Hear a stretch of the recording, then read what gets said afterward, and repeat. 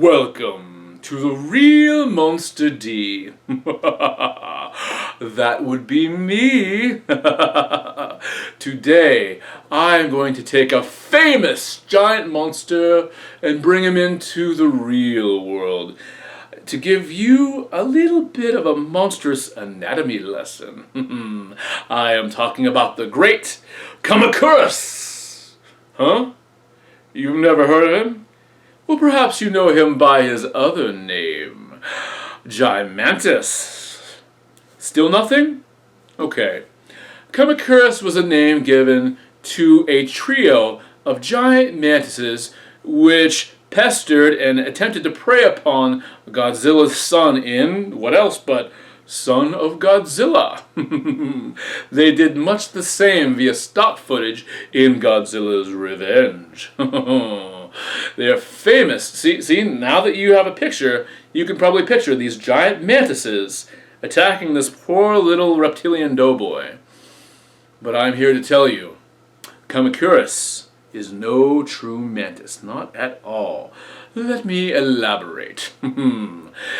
First, we look at the body of Kamacuras, and that is a pretty well represented praying mantis body. It is fairly accurate, yes. But then look at that head. Mantis's eyes are quite large, yes, but these seem a little more extreme even for that. Even more severe is that mouth. Mantises have chewing mouth parts with which they can quickly devour a prey insect from tip to tip, but this creature seems to have a proboscis. In fact, this entire head very much resembles that of a common fly. Flies have the big bulbous compound eyes, and they have a proboscis with which they do sort of a lapping and sucking and kind of a puking, devouring action. It is quite revolting to really think about. But that is the head that Kamacuras seems to have. Also note the shorter antenna, which is distinctive of a fly versus a mantis. On top of that, look at those forearms. The way that praying mantises got their very name was in the shape of those forearms, which are made for making a vice grip, a quick grab and a grip on their prey and holding. But the Kamacuras forearms seem built more for a stabbing action.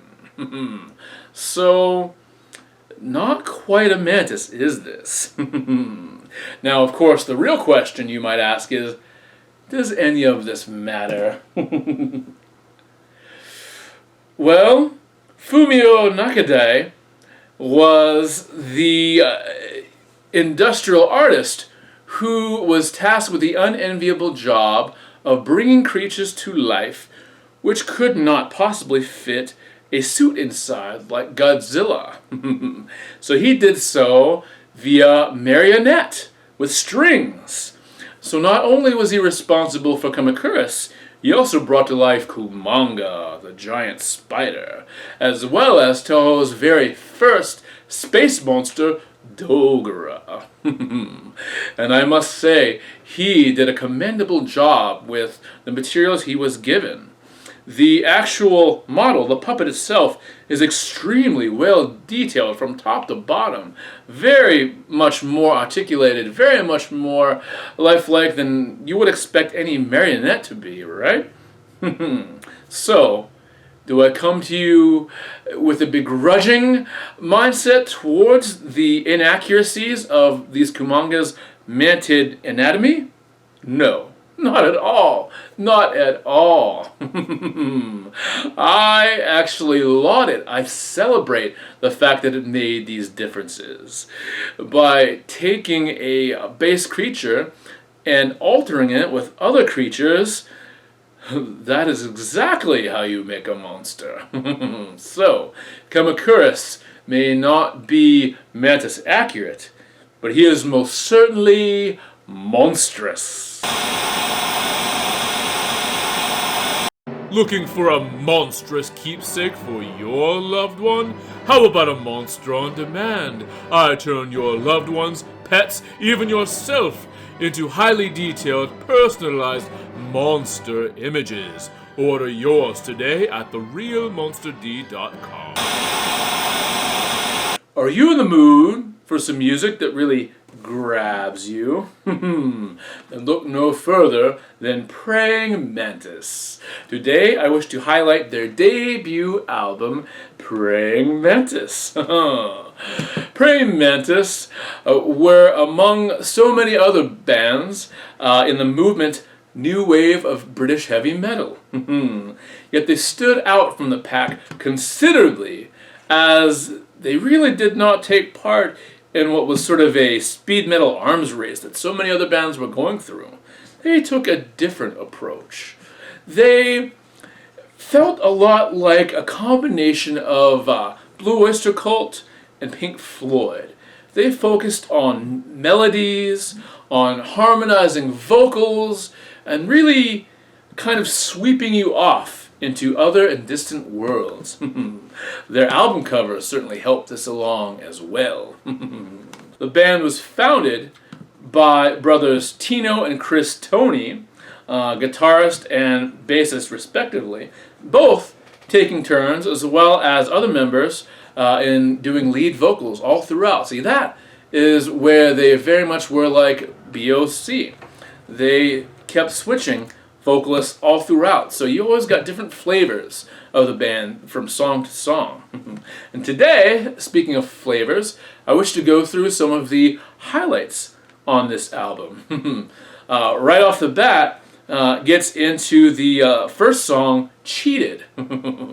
This one is interesting because there is actually a lyric in here which makes reference to the band Rainbow. There was a bit of a feud between these two at the time over a particular song that they wanted to cover. Next, another song that I really, really love is Running for Tomorrow. This one, I would say, is a great song for a jog or a hike.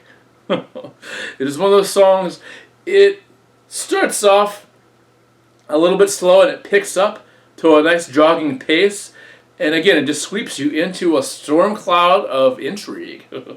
Yes. Another highlight for me is Lovers to the Grave, which is slower, much more melodic, a bit tragic and sad at some points. I would love to see this song utilized in some sort of dramatic scene in The Walking Dead. You know, I picture a married couple sort of turning one another and walking off into the sunset, gruesome as that may sound. Among the other highlights on here, also they have the song Panic in the Streets, which very much shows you that they very well could have taken place in those sort of speed metal arms races. This one's a chugging, charging war of a song you must listen to.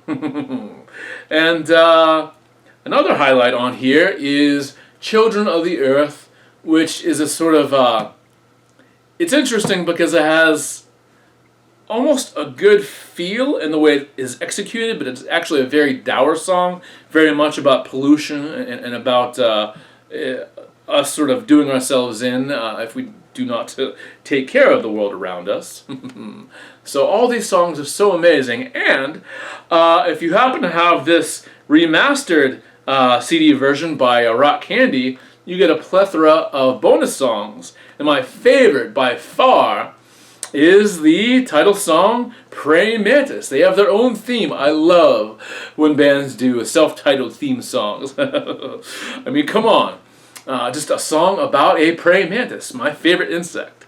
You gotta love it. So, if you're looking for something a little different, a little heavy, perhaps not too heavy, very melodic, perhaps maybe you gave this a try and passed by it back in the 80s because, I don't know, maybe you had your mind more on something like Venom at the time, which is understandable.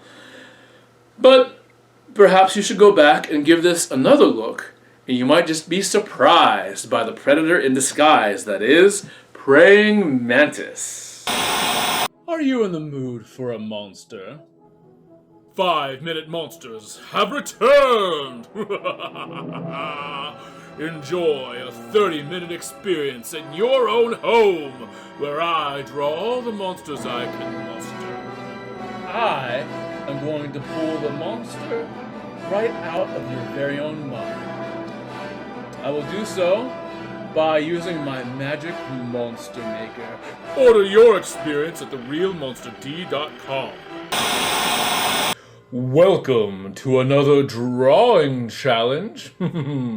Has this episode gripped you so far?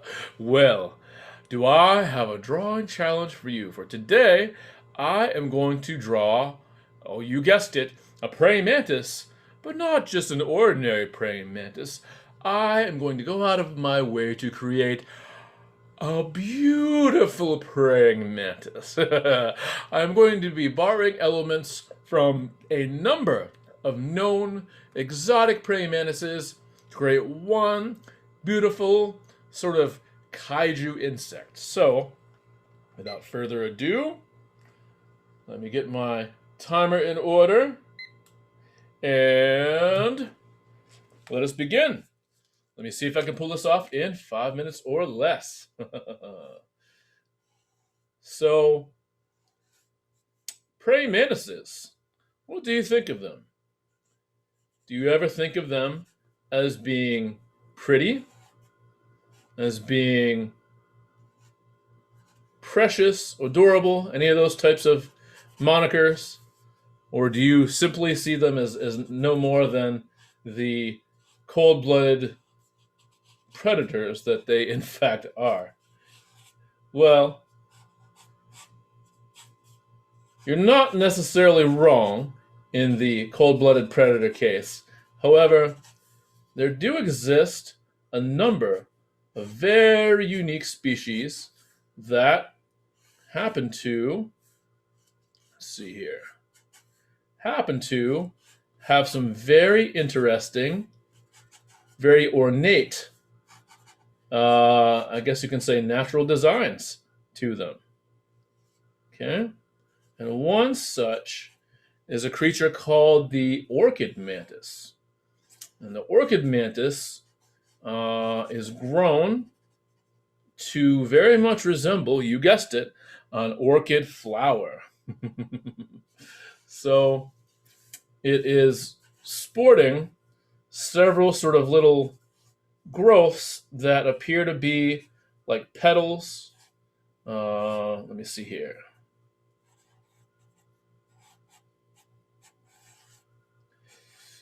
And I am going from pure memory as to where some of these petals might actually go. And I'm also intentionally being a little bit fictionalized with this. So I do not want it to be exactly accurate, because I'm going to add something later on that the orchid mantis, I know, does not possess. So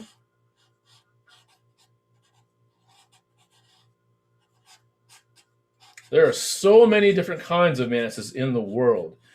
In the Americas, in North America at least, we're familiar with just, the praying mantis, the Carolina mantis, the Chinese mantis, and maybe one or two other species that all look relatively similar, but there's so many more. I mean, there are mantises that resemble tree bark and twigs. There's a creature called a ghost mantis. Depending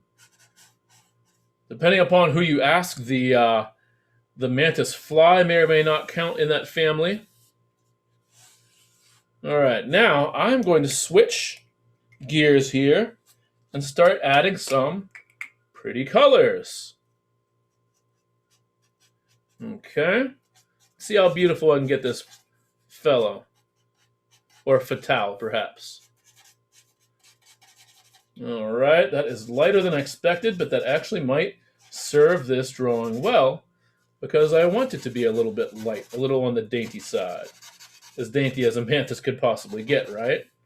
So I have these little sort of flower petal growths on this character. And then I'm going to go another step, and I'm going to create see if you can figure out what I'm going to create here. I'm going to create some eye spots. See, this is what I was talking about. This is something that these orchid mantises lack, but there is another species. Its name escapes me, but I do believe the mantis is perhaps a Madagascar native. Correct me if I'm wrong in the comments, please. But I know this mantis has these big, beautiful, eye-spotted wings, which it uses actually as a threat display to ward off would-be predators to itself. See, sometimes the predator can become the prey. So there's that. I'm going to add, let me see here. Uh-oh. I'm going to add some pupils there. I may offset those with another color. Oh, I've got it. Here it comes. There we go. There we go. I know the clock is winding down. I also want to employ a little more pink at the tip of the wings. There we go. There we go. Oh! That time flew by like a fast-flying predator, eh? Well, what do you think? How pretty is this?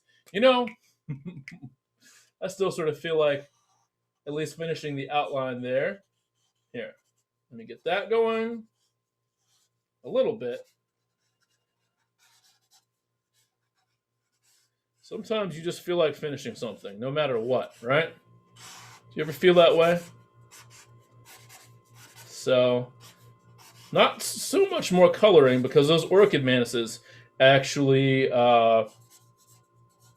they tend to be mostly white with those pink accents. So I'm going to leave that be. But yeah, that would be my pretty yet perilous giant mantis. Well, I hope you enjoyed this drawing challenge, just as I hope you have enjoyed this video entire. If you had, would you please click on that like button, toll that bell, subscribe if you have not already, so you can be ready, willing, and salivating for the very next episode of The Real Monster D. Stay monstrous.